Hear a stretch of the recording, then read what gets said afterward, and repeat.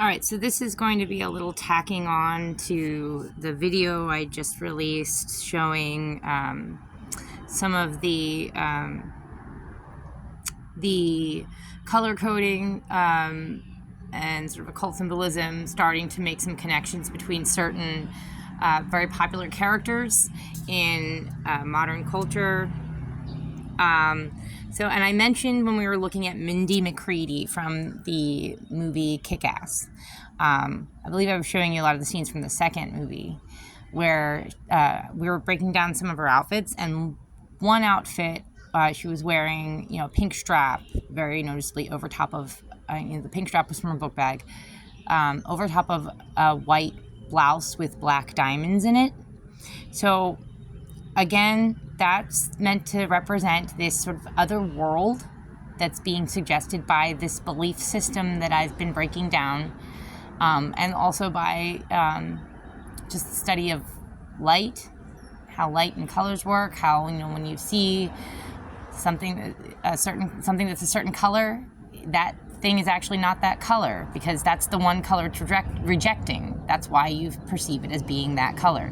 If you see something that is red, it's actually not red. It's all the other light wavelengths except red, because it's rejecting the red light wavelength. That's why you perceive it as being red, because it's bouncing that light wavelength, the red light wavelength, back at you into your eyes.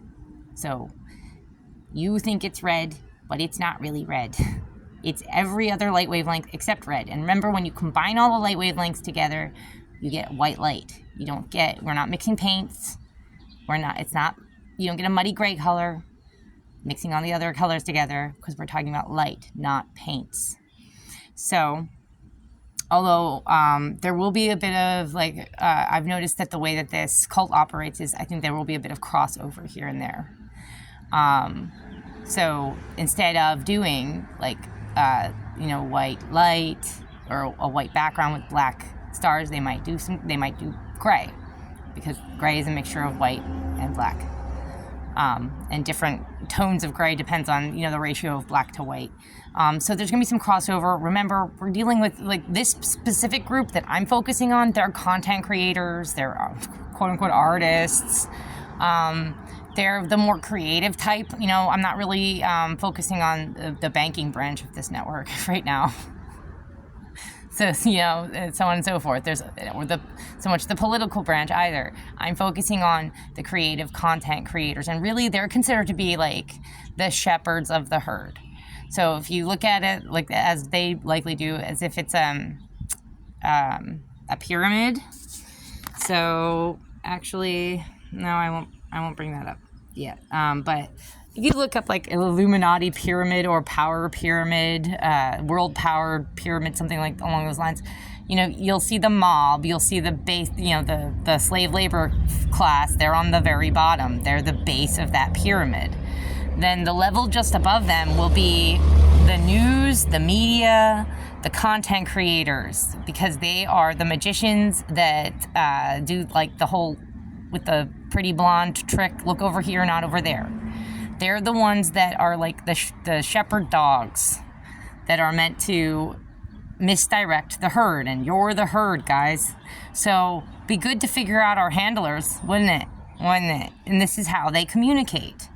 And they also engage, I think some of them do it because they are attracted to children, and some of them will do it just because they are showing their loyalty or it's part of their ritual beliefs for their particular belief system.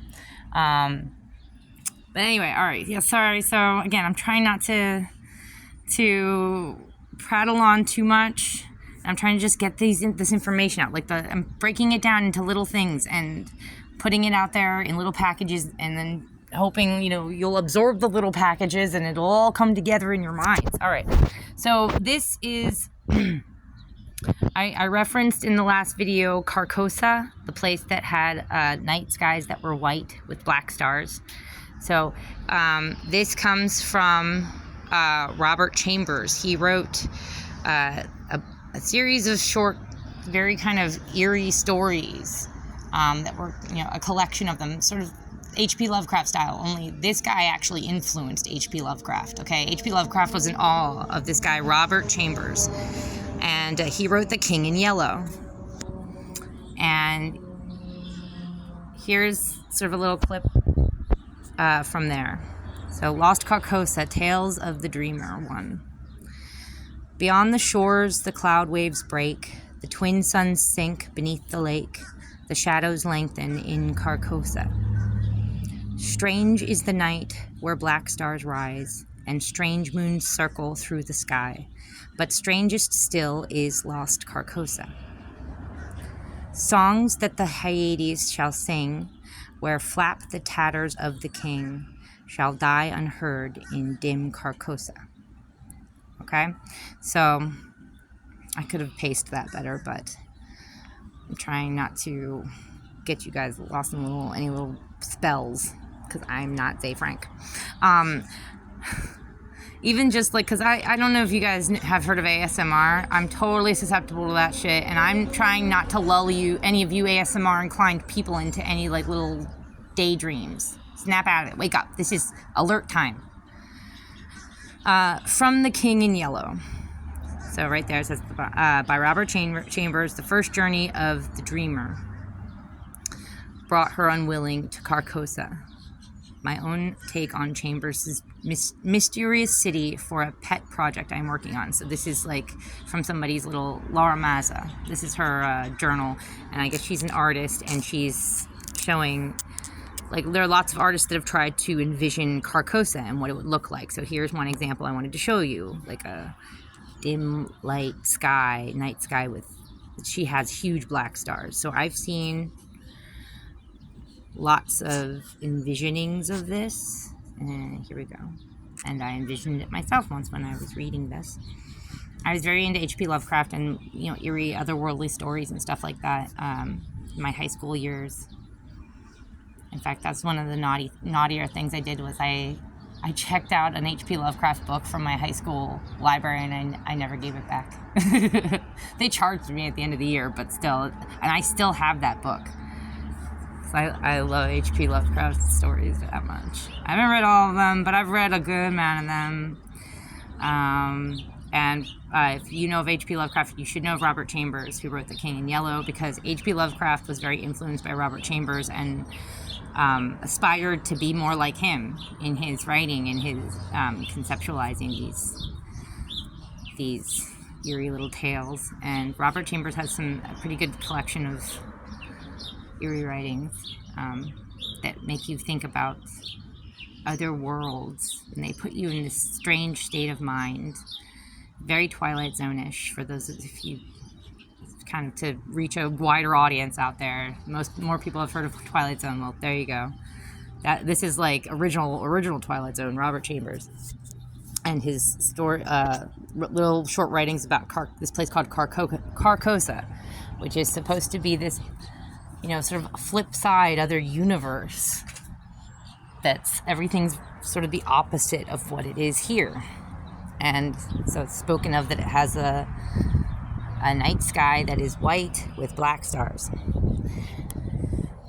And then, you know, here are some other artist renderings, imaginings of what Carcosa looks like.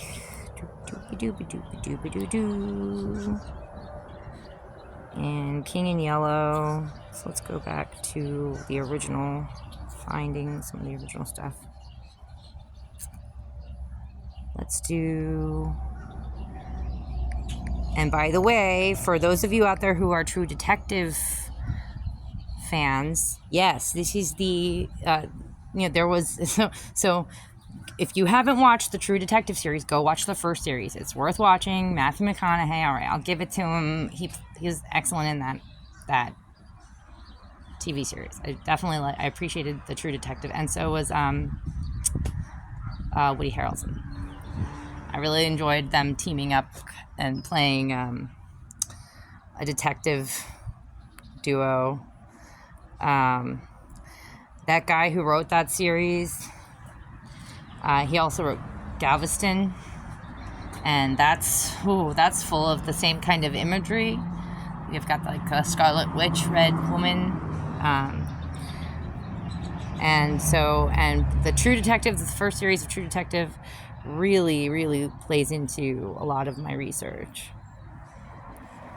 And that story, for those of you who haven't watched that, let's do True Detective. True Detective. Season 1. Let's see what kind of images pop up. There you go, there they are. And,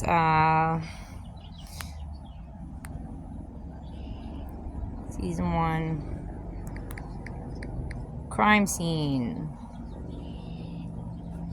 Here we go. We've got a spiral on the girl's back. We've got the antlers. Red hair, light red auburn hair. So I've spoken plenty about spirals in past videos and how it relates to a lot of this. We've seen the antlers with Ternunos, Shiva, so on and so forth. That movie, The Cell.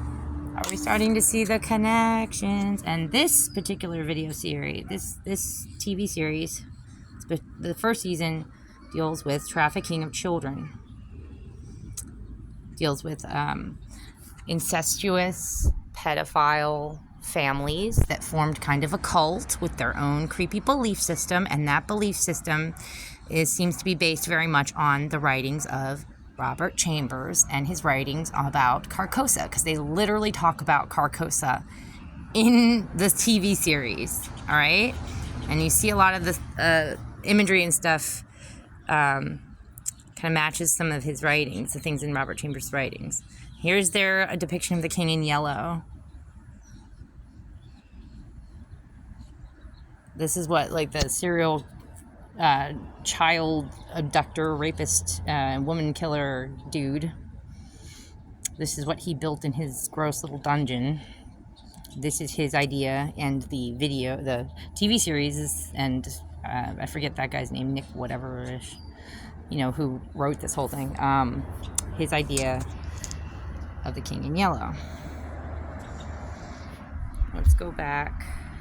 There's that creepy guy here on the left. He turned out to be the main bad guy they were going after. But yeah, if this series, the first season, even I like the second season too. I never really started watching the third season or any others that might have followed, but I watched the first two, and they're both definitely worth watching, particularly the first season that's got Matthew McConaughey and Woody Harrelson as these two partner detectives, and they are trying to track down a guy who is killing women and children and leaving behind these gruesome scenes. And so the whole little belief system, this guy, it turns out he's part of an old blood family down south, and it's a sort of a bunch of branches of families that are interconnected and intermarried, and they get together and have these gross little ritual cult parties and doings and sacrifices, and it involves children and inappropriate things with children, and unfortunately doing creepy stuff like this to women.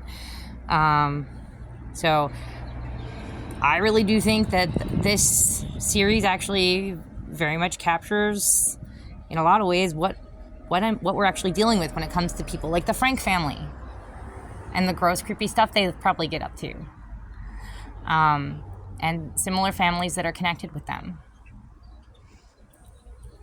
I realize this is somewhat dramatized, but people are like, the things that I read about people doing to each other, true recounted facts and stories, things that are still happening now, have happened within the last 10 years, so on and so forth.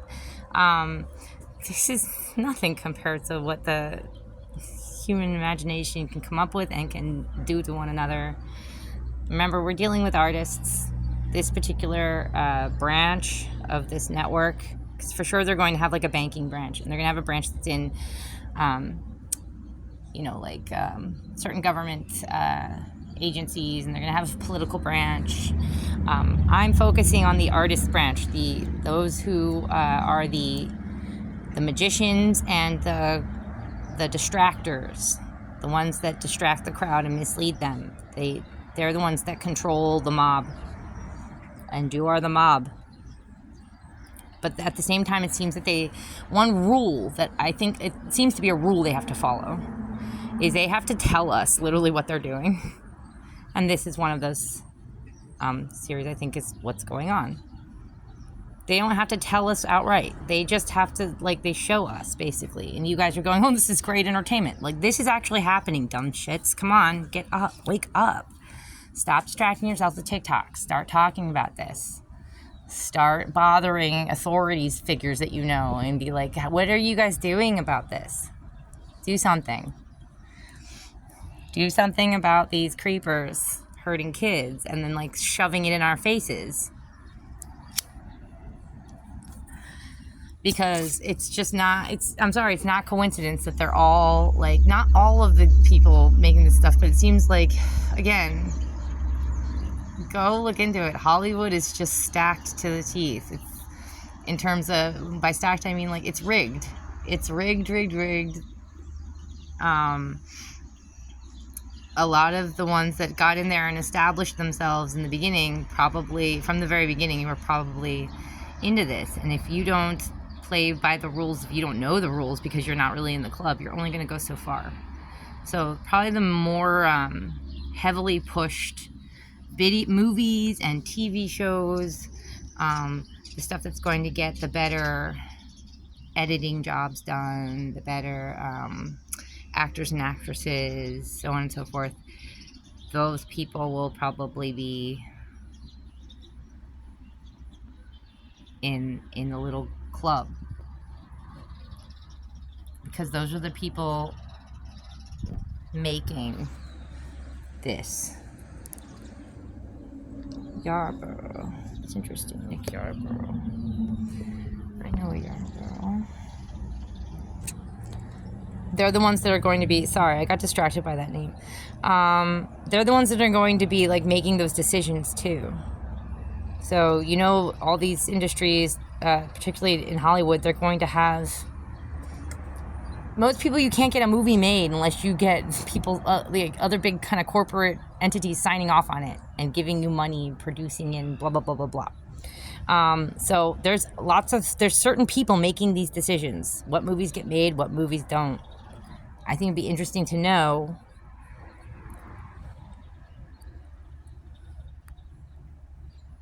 who those people are, really look into them, make sure that they are not trying to really control what the masses are seeing constantly. Again, neuro-linguistic programming.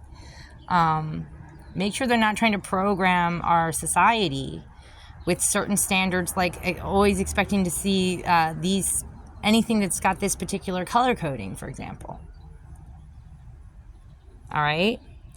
I think it's weird that all these characters that I mentioned in the past movie have all this very specific color coding, and these are all very popular TV shows and movies. And they were made popular with, like, a lot, at least a handful of people signing off on this and that. Yes, give it more money. Yes, bring these actors in. Yes, put this amount of advertising into it. Make sure these certain people hear about it so that they'll spread the word, so on and so forth. These movies and productions, TV shows, they got the works when it came to putting them in the limelight.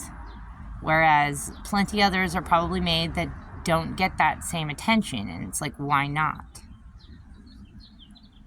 And it's not always just a matter of, like, well, this is really good. Some of them are really good. Some of them are shit. So how come they were thrust in the limelight? I don't know. It's just... Anyway. So yeah, this TV series is worth watching. Let me go back to, where were we with King in Yellow? Yes, the King in Yellow. So here are some ideas, depictions of the King in Yellow.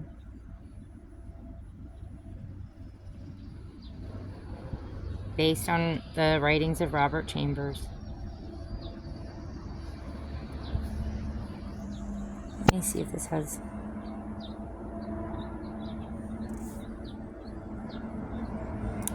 See the creepy tentacles. So, and I would suggest getting a copy of this book and reading the little stories, the stories of Robert Chambers. They're very good. Oh, there we go. So, and we're seeing this sort of blue-black background, the red and the yellow and white. See the primary colors? You can sort of reverse the yellow for gold. Gold and yellow can be switched out and mean the same thing. But, you know, it's not exactly, there's no purple and green and orange on there. So, there's no mixing of the colors. It's just the primary colors. Yellow, red, blue, white. And you could say the blue, like it could have been a brighter blue, but they made it more of like a blackish navy blue. This one's actually black. Blue and black, I've seen, can be interchangeable. Sometimes you could just have the black, red, white, yellow. Sometimes it's a blue, red, white, yellow. Just like gold and yellow are interchangeable, blue and black can be considered interchangeable because the blue and black are representative of the sky, and the gold and the yellow representative of the sun.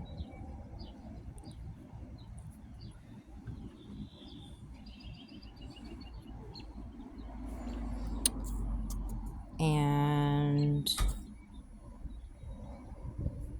here's another rendering, someone's idea of what the night sky would look like in Carcosa, the black stars. Oh, so yeah, and let me pull up. So here's what we see. Blue-black sky with white stars.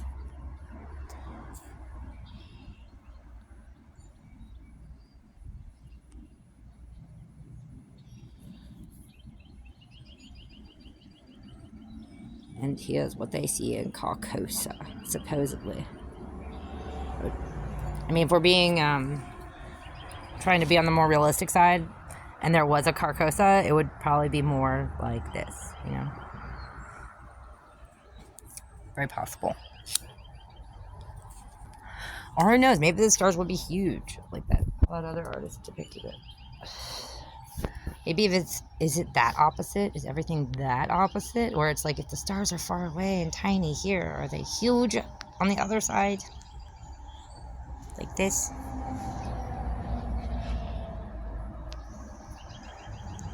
I don't know.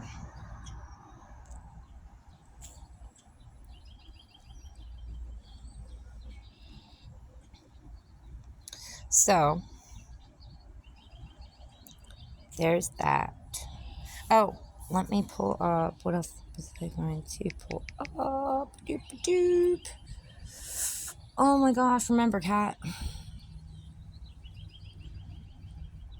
It's something else to do with this. Oh, yeah. And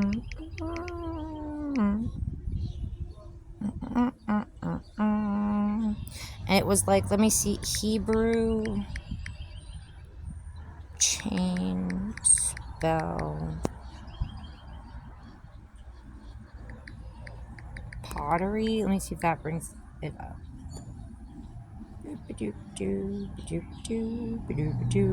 I grabbed the whole thing, like I made PDFs out of this thing when I found it and grabbed pictures of everything on it, but just see if I can find it off the cuff here. No, it's gonna fall. Freaking jewelry. I don't care about the jewelry. You see your academic stuff. Hebrew. It's because I put chain. Hebrew spell pottery. Mother.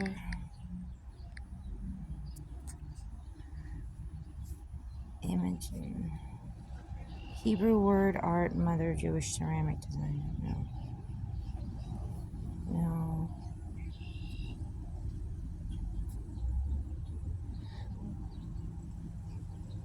Cursed tablet. This might be.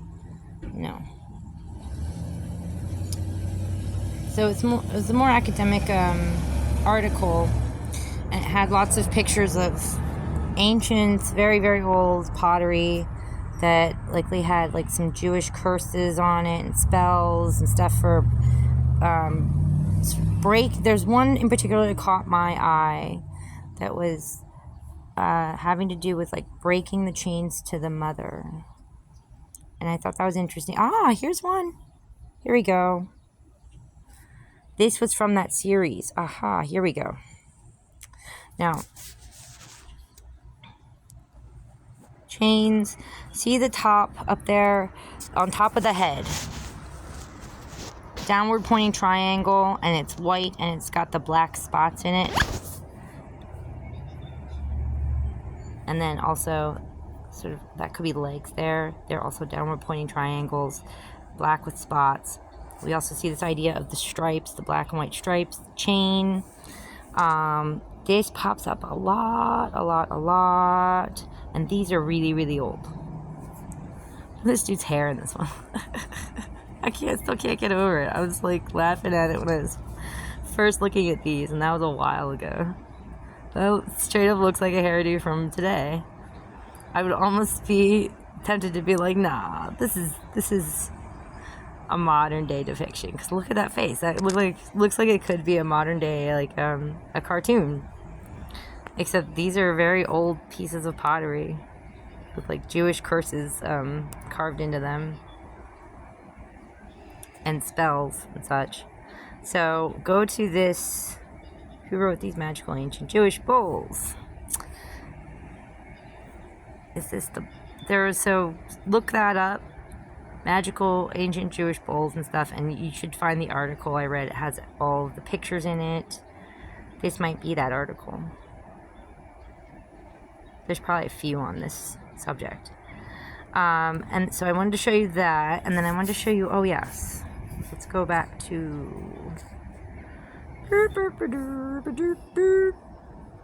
Book of the Dead of Henetway. Images.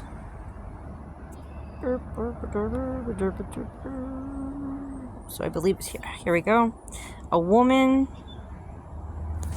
So it's a woman who's white, and she's wrapping around everything else. And see the dude sucking his own dick underneath? That's the material world ruled over by her fallen son, sucking his own dick.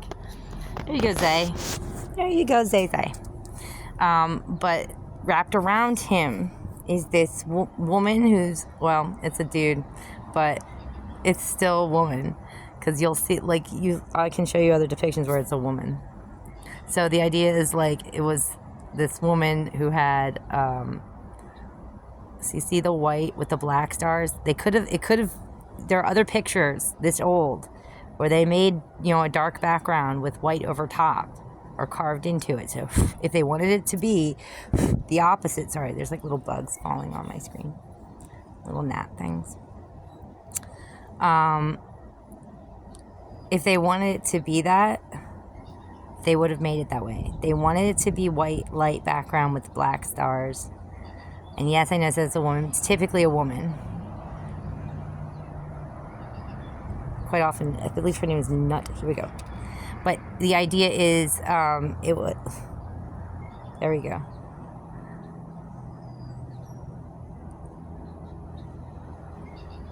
Sucking its own dick inside. Typically, it's a woman, a sea of white with black stars, and then a splitting off happened to make this. See, there's a... There we go. So this is that's also why I see, for example, hyenas that would represent this dude woman thing. This would be more of a hermaphrodite on the top. It's a combination of a woman and a man.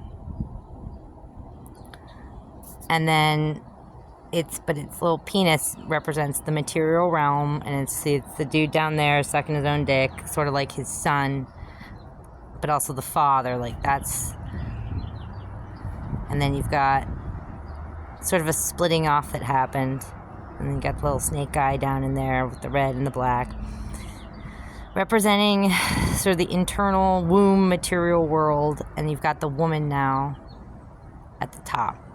But for me, it's the hermaphrodite is still the woman, guys. So women we have a clitoris. That represents the phallus. The only reason we have dudes is because the clitoris elongates when there's a Y chromosome introduced, which is literally a taking away of the X chromosome. It's a degradation. It's a degrading of the X chromosome. So women have the intact, preserved, full XX chromosome. The way we got Y chromosome was an X chromosome was fudged at some point. So it started off XX, not XY. But this, of course, is made by dudes, for the most part. And they're going to be biased and try to say, like, oh, it started with dude. It definitely started with a dude with a dick. No. It started with a female.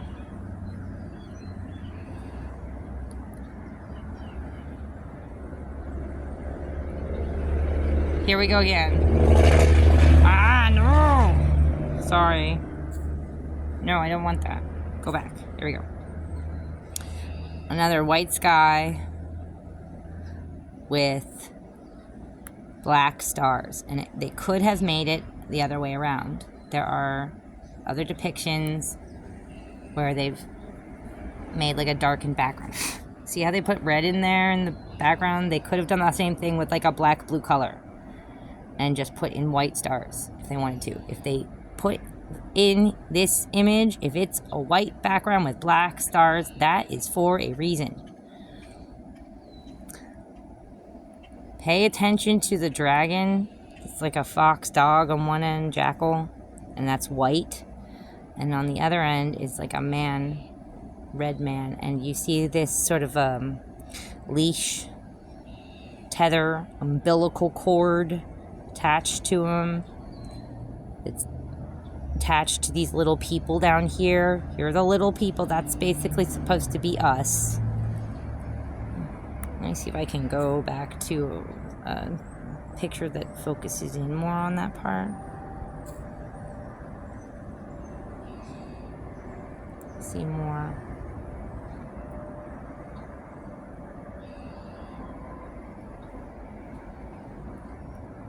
How much of this did we see before? Well, you know what? Let's go to the picture itself. Visit. Because if we go to the picture itself... There we go. I don't have to keep holding it. Download full-size image.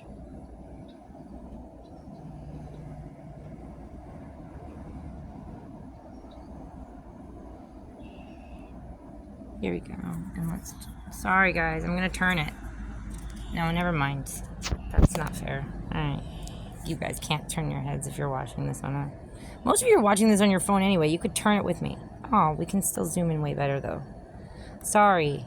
It's so disorganized with me, but this, again, it's a lot of information. See these little people? That's meant to be us. Like, you know, regular-ass material people. And then these are the, supposedly the gods above us. He's like a white dog, fox, jackal thing, dragon thing. It's two-headed. It's white on one side. It's a dog, fox, jackal thing. And it's got black spots in the white. And then we've got, on the inside, on the underneath, the red guy, the red-headed guy. So it's telling this story over and over again. This one single image. And then the fact that we've got Capri there, he's the beetle, this beetle god who supposedly made himself out of nothing. So that is their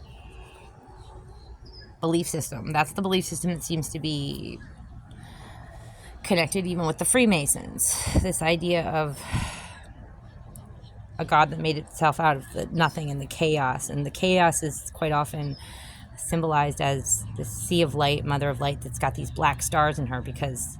Well, some of her the little lights that make her up have supposedly, well, I guess seemingly, been blinked out. So that might be a long-term goal of theirs because they're crazy. I don't know. To blink out all the lights, make all the lights go out and put out your light, make them all fall, I guess, or sink down here and extinguish them. And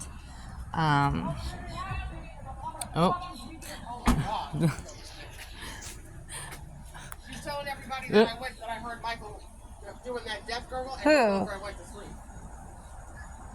Who? Some. The one that's in that apartment right there, I don't really know anybody around the here. one that comes over here to see Heather. Oh, okay. I'll beat her fucking face in. It's her boyfriend that gave Michael the bill. Oh, shit. I would just leave it. She's probably just, I don't know. So, anyway.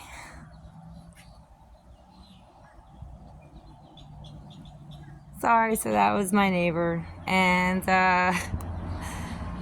so, that's probably a good note to end it on. Now I've lost my total train of thought. But something for you guys to think about, these different, these ideas, these depictions of black stars in a white sky.